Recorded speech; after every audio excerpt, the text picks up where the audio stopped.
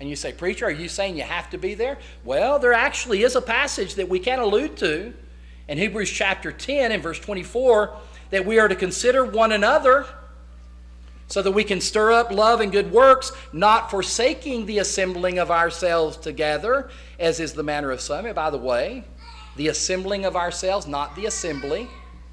There is no passage of Scripture that tells us not to forsake the assembly, is there?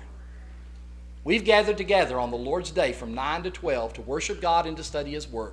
We gather on the Wednesday evening at 7:30 for the purpose of worshiping together and studying His Word. That's what we do every single week. Why do we do that? Verse 24, we're considering one another so as to stir up love and good works. We're making use of our time and our opportunities, not for ourselves. That's not what this passage is about, but to encourage our brethren to do for them. That's the point that is made in Hebrews 10. So what is it saying?